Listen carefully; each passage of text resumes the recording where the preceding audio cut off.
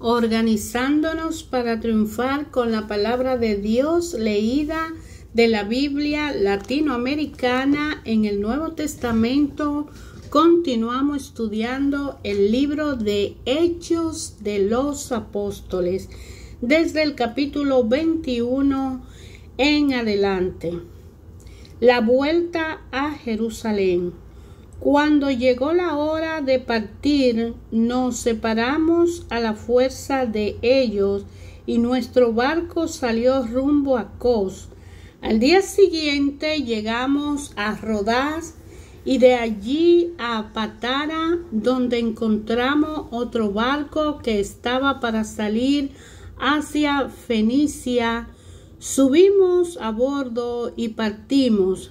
Divisamos la isla de Chipre y dejándola a la izquierda navegamos rumbo a Siria.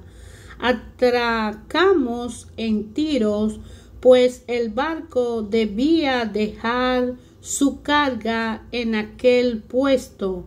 Así encontramos a los discípulos y no detuvimos 7 días. Advertían a Pablo con mensajes proféticos que no subiera a Jerusalén, pero a pesar de ello, cuando llegó la fecha en que debíamos marchar, partimos. Nos acompañaron todos con sus mujeres y niños hasta fuera de la ciudad, y llegados a la playa nos arrodillamos y oramos.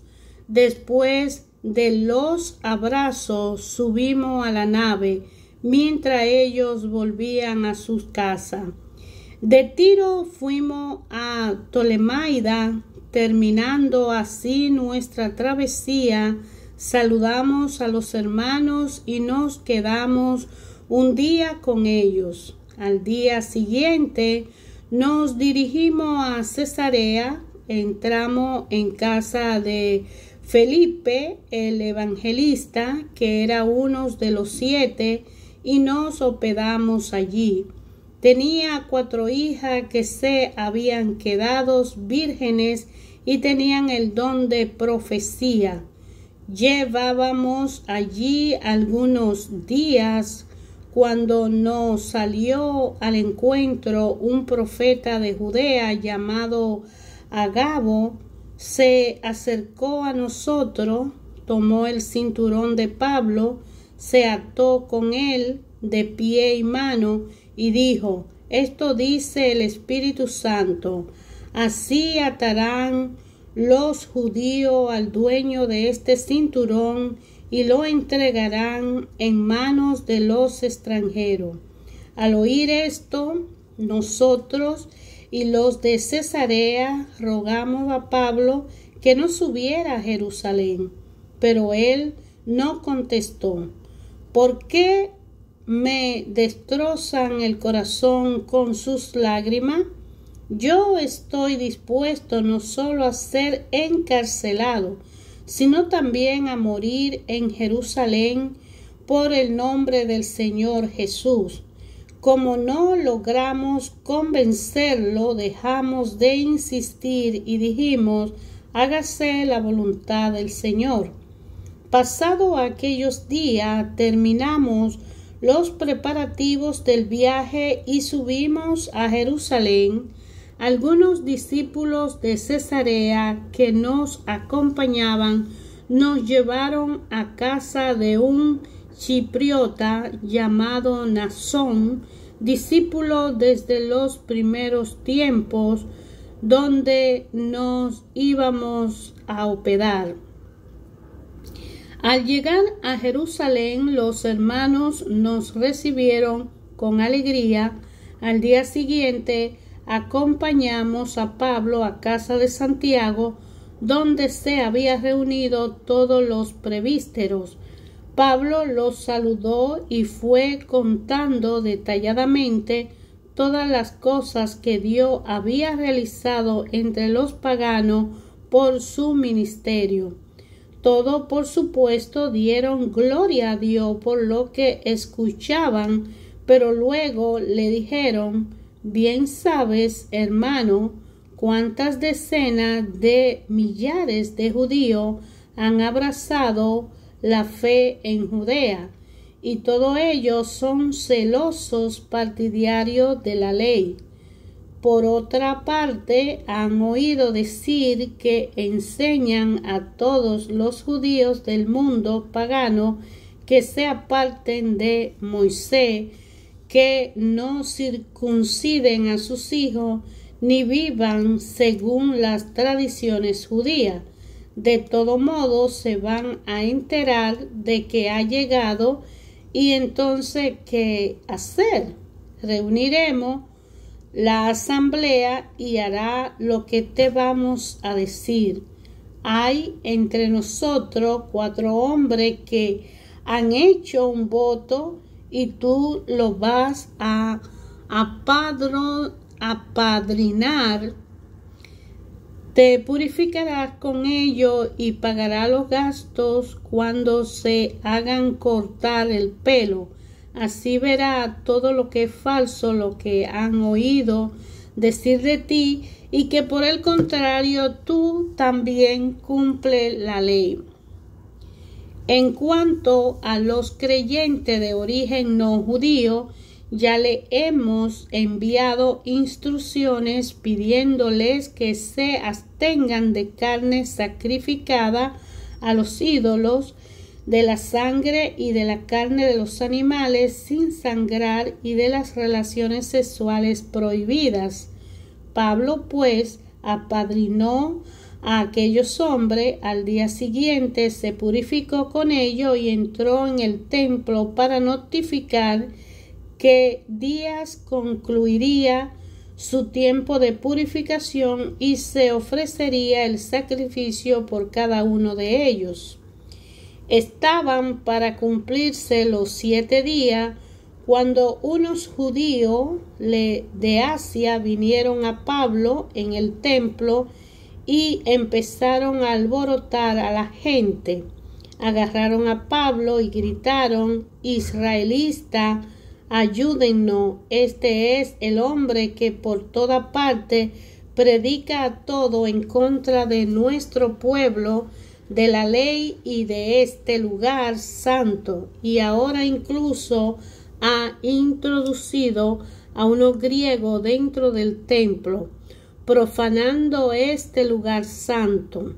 Decían estos porque poco antes habían visto a Pablo en la ciudad acompañado de Trófimo, natural de Éfeso, y pensaron que Pablo lo había llevado al templo. La ciudad entera se alborotó, concurrió la gente de toda parte, y tomando a Pablo lo arrastraron hacia la salida del templo, cerrando inmediatamente las puertas. Querían matarlo, pero llegó el comandante del batallón de la noticia de que toda Jerusalén estaba alborotada. Enseguida tomó consigo algunos oficiales y soldados y bajaron corriendo hacia la multitud. Al ver al comandante y a los soldados, dejaron de golpear a Pablo. El comandante se acercó, hizo arrestar a Pablo y ordenó que lo ataran con 2 cadenas. Después preguntó quién era y qué había hecho. Pero entre la gente unos gritaban una cosa y otros otra. Al ver el comandante que no podía sacar nada en claro a causa del alboroto, dio orden de que llevaran a Pablo a la fortaleza. Al llegar a las escalinatas, los soldados tuvieron que levantarlo y llevarlo al hombro a causa de la violencia y la multitud, pues un montón de gente lo seguía gritando: mátalo. Cuando estaban ya para meterlo dentro de la fortaleza, Pablo dijo al comandante: ¿me permite decirte una palabra? Le contestó: pero tú hablas griego. ¿No eres entonces el egipcio que últimamente se rebeló y llevó al desierto a 4,000 terroristas? Pablo respondió: yo soy judío, ciudadano de Tarso, ciudad muy conocida de Cilicia. Permíteme, por favor, hablar al pueblo. El comandante se lo permitió. Entonces Pablo, de pie en la escalinata, hizo un gesto con la mano y se produjo un gran silencio. Después empezó a hablar al pueblo en lengua hebrea. Hermanos y padres, escúchenme, pues le quiero dar algunas explicaciones. Al oír que le hablaba en hebreo, se calmó más aún su agitación y Pablo continuó: yo soy judío, nacido de Tarso en Sicilia, pero educado en esta ciudad. Teniendo a Gamaliel de maestro, fui instruido en la ley de nuestro Padre en la forma más seria y era un fanático del servidor de Dios, como ustedes ahora. Así que perseguí a muerte a este camino e hice encadenar y meter en cárcel a hombres y mujeres. Esto lo saben muy bien el sumo sacerdote y el consejo de los ancianos. Incluso me entregaron carta para nuestros hermanos de Damasco y salí para detener a los cristianos que allí habían y traerlo encadenado a Jerusalén para que fueran castigados. Iba de camino y ya estaba cerca de Damasco cuando a eso de mediodía se produjo un relámpago y me envolvió de repente una luz muy brillante que venía del cielo. Caí al suelo y oí una voz que me decía: Saulo, Saulo, ¿por qué me persigue? Yo respondí: ¿quién eres, Señor? Y él me dijo: yo soy Jesús, el Nazareno, a quien tú persigues. Los que me acompañaban vieron la luz y se asustaron, pero no oyeron al que me hablaban. Entonces yo pregunté: ¿qué debo hacer, Señor? Y el Señor me respondió: levántate y vete a Damasco. Allí te hablarán de la misión que te ha sido asignada. El resplandor de aquella luz me dejó ciego y entré en Damasco llevado de la mano por mis compañeros. Allí vino a verme un tal Ananías, un hombre muy observante de la ley y muy estimado por todos los judíos que vivían en Damasco. Me dijo: Saulo, hermano mío, recobra la vista. Y en el mismo instante pude verle. Entonces agregó: el Dios de nuestros padres te ha elegido para que conozcas su voluntad, vea al justo y oiga su propia voz. Con todo lo que ha visto y oído, será en adelante su testigo ante las personas más diversas. Y ahora, ¿a qué espera? Levántate, recibe el bautismo y lava tus pecados invocando su nombre. Después de regresar a Jerusalén, mientras un día me encontraba orando en el templo, tuve una éxtasis y vi al Señor que me decía: muévete y sal pronto de Jerusalén, pues no escucharán el testimonio que le dé de mí. Yo respondí: Señor, ellos saben que yo recorría la sinagoga encarcelando y azotando a los que creían en ti.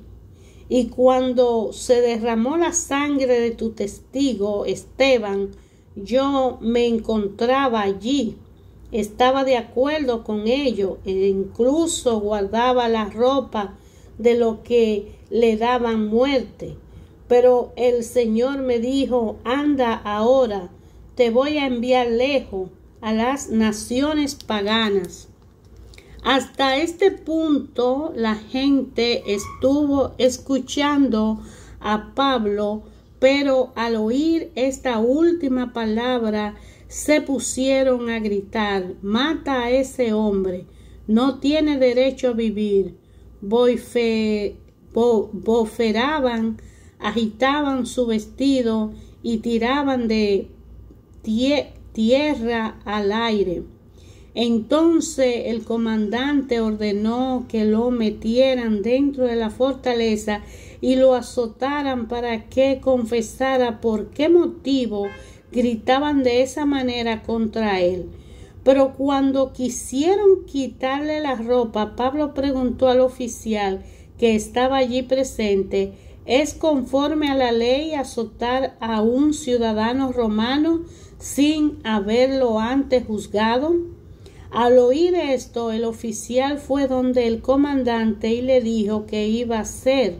Ese hombre es un ciudadano romano. El comandante vino y le preguntó: dime, ¿eres ciudadano romano? Sí, respondió Pablo. El comandante comentó: a mí me costó mucho dinero hacerme ciudadano romano.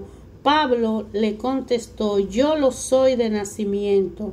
Al momento se retiraron los que estaban para torturarlo, y el mismo comandante tuvo miedo porque había hecho encadenar a un ciudadano romano.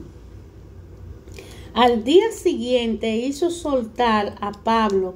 Quería conocer con certeza cuáles eran los cargos que los judíos tenían contra él, y mandó que se reunieran los jefes de los sacerdotes y todos los consejos que llaman Sanedrín.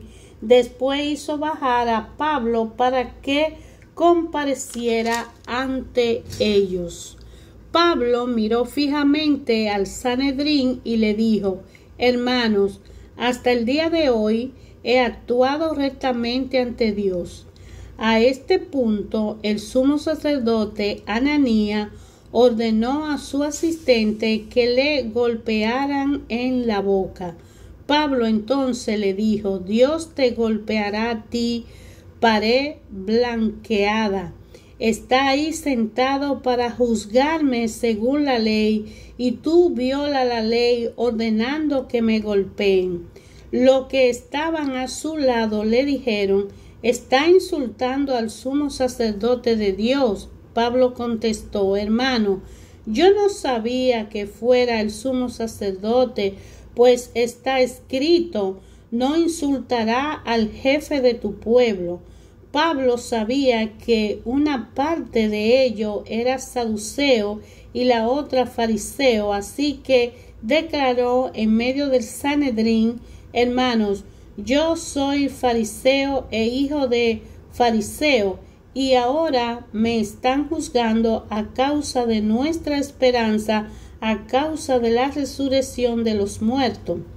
Apenas hizo esta declaración, se originó una gran discusión entre los fariseos y los saduceos, y la asamblea se dividió, porque los saduceos dicen que no hay resurrección, ni ángeles, ni espíritu, mientras que los fariseos admiten todo eso. Se armó pues un enorme griterío. Algunos maestros de la ley que eran del patio de los fariseos se pusieron en pie afirmando: nosotros no hallamos nada malo en este hombre, tal vez le haya hablado un espíritu o un ángel. La discusión se hizo tan violenta que el capitán tuvo miedo de que desaparezcan a Pablo. Ordenó entonces que vinieran los soldados, sacaran a Pablo de allí y lo llevaran de nuevo a la fortaleza.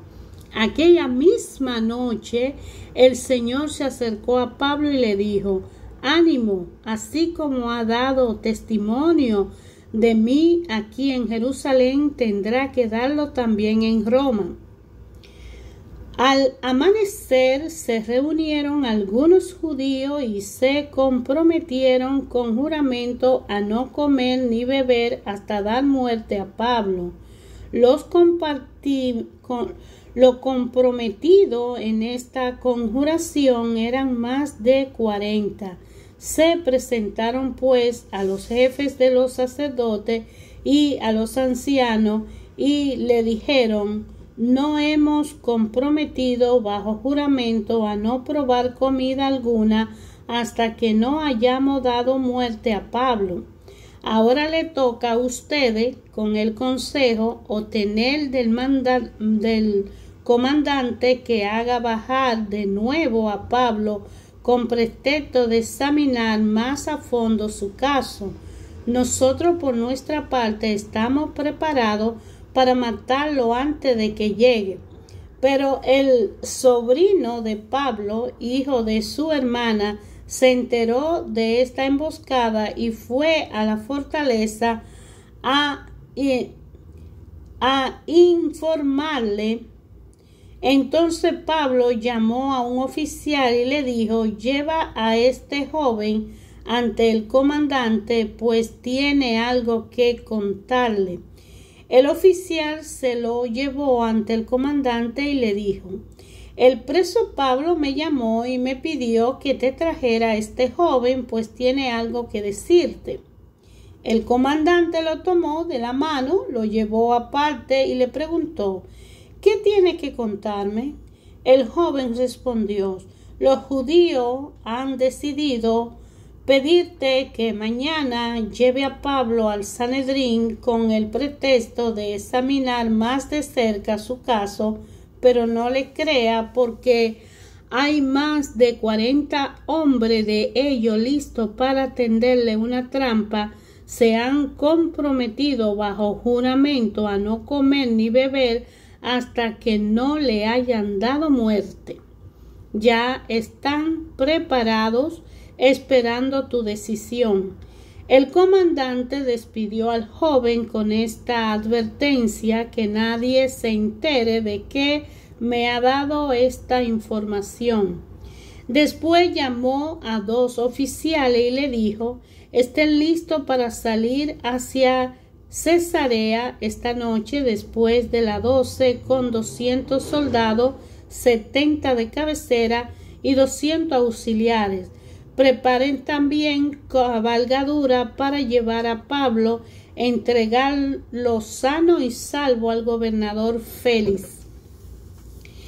El comandante escribió la siguiente carta al gobernador: Claudio Lisias saluda al excelentísimo gobernador Félix y le comunica lo siguiente: los judíos habían detenido a este hombre y estaban a punto de matarlo cuando me enteré de que era un ciudadano romano e intervine con la tropa para arrancarlo de sus manos. Como quería saber de qué lo acusaban, lo presenté ante el Sanedrín y descubrí que lo acusaban por cuestiones de su ley, pero que no había ningún cargo que mereciera la muerte o la prisión. Después me enteré de que los judíos preparaban una emboscada contra ese hombre, por lo que decidí enviártelo y dije a sus acusadores que presentarán sus quejas ante ti. Adiós. De acuerdo a las instrucciones recibidas, los soldados tomaron a Pablo y lo llevaron de noche a Antipatri, Al día siguiente regresaron a la fortaleza y los de caballería siguieron viaje con él. Al llegar a Cesarea, entregaron la carta al gobernador y le presentaron a Pablo. Félix se informó, preguntó a Pablo de qué comarca era. Al saber que era de Sicilia, le dijo: te oiré cuando estén presentes tus acusadores, y mandó que lo custodiaran en el palacio de Herodes. 5 días después, el sumo sacerdote Ananías bajó a Cesarea con algunos ancianos y un abogado llamado Tertulo, y presentaron una demanda contra Pablo ante el gobernador. Fue llamado Pablo y Tertulo empezó su acusación.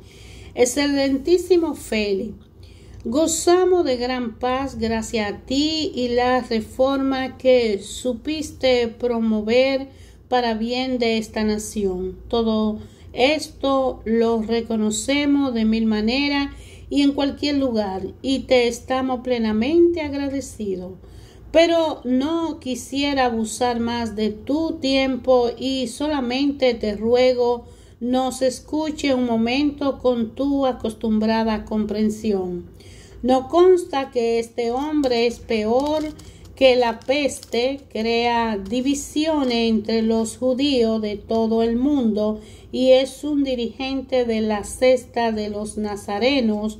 Incluso intentaba profanar el templo cuando lo tomamos preso. Queríamos juzgarlo según nuestra ley, pero el comandante Lisa intervino en forma muy violenta y no obligó a soltarlo. Luego declaró que sus acusadores tenían que presentarse ante ti. Si tú lo interrogas, podrá comprobar todas las cosas de que lo acusamos. Los judíos lo apoyaron, afirmando que realmente las cosas eran así. Entonces el gobernador dio la palabra a Pablo, que contestó: sé que ha administrado esta nación durante muchos años y esto me hace sentir muy confiado para exponer mi defensa. Tú mismo podrás comprobar que no hace más de 12 días que subí a Jerusalén en peregrinación y que nadie me sorprendió discutiendo en templo o alborotando a la gente, ni en la sinagoga ni en la ciudad. De modo que no pueden probar los cargos de que ahora me acusan. Pero sí admito ante ti que sirvo al Dios de nuestro Padre según nuestro camino, que ellos llaman cesta. Creo en todo lo que está escrito en la ley y los profetas, y espero de Dios, como ellos mismos esperan, la resurrección de los muertos, tanto de los justos como de los pecadores. Por eso yo también me esfuerzo por tener siempre la conciencia limpia ante Dios y ante los hombres. Después de muchos años he vuelto a traer ayuda a los de mi nación y a ofrecer sacrificio, y esta es la razón por la que me encontraron en el templo. Me había purificado según la ley y no había aglomeración de gente ni tumulto. Todo empezó por causa de unos judíos de Asia que hoy deberían estar aquí para acusarme, si es que tienen algo contra mí. Que los que aquí presentes digan qué crimen hallaron en mí cuando compadecí ante el Sanedrín. A no ser esto que dije en voz alta ante ellos, yo soy juzgado hoy por ustedes a causa de la resurrección de los muertos. Félix, que estaba bien informado sobre el camino, postergó el caso con esta palabra: cuando baje el comandante Lisía, resolveré este caso. Dio instrucciones al oficial para que vigilara a Pablo, pero dejándolo cierta libertad y sin impedir a los suyos de que los atendieran.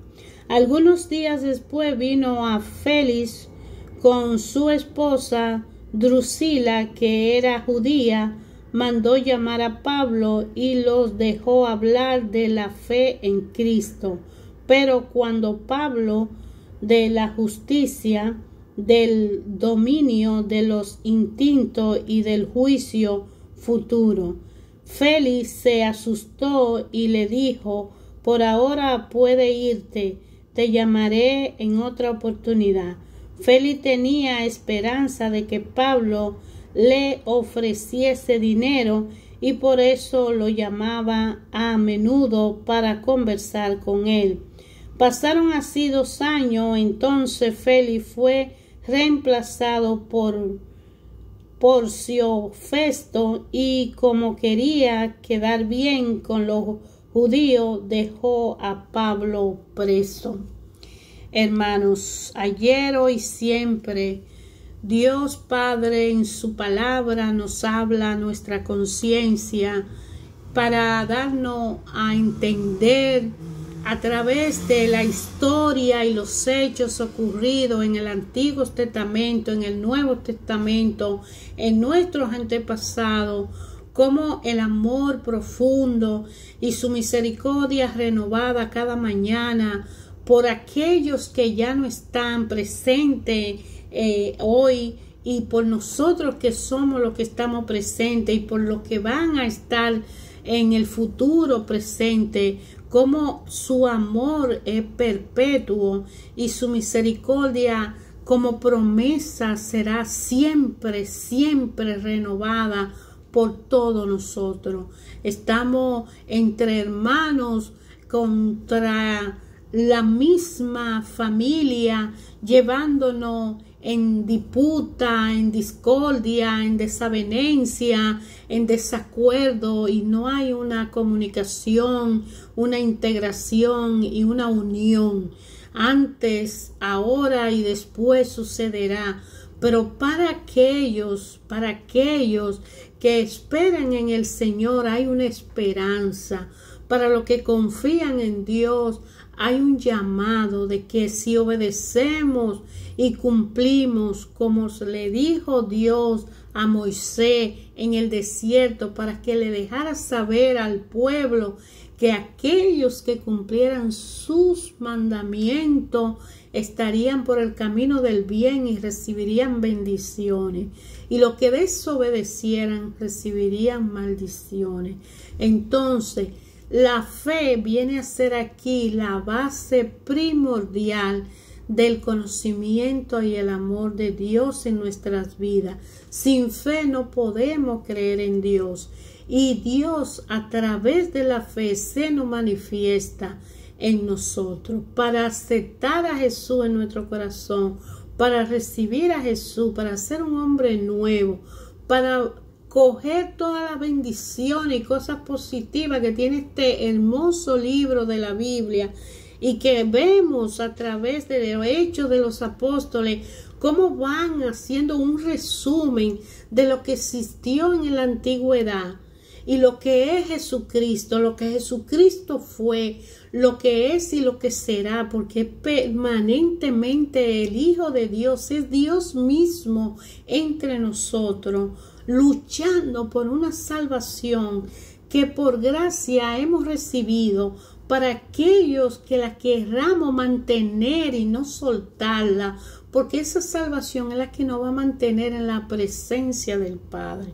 Pero nosotros humanamente vamos a ser como fueron esos judíos con Pablo, y Pablo anteriormente, que perseguía a los judíos, como mataron a Esteban, como se sacrificaron tantos creyentes en Jesucristo.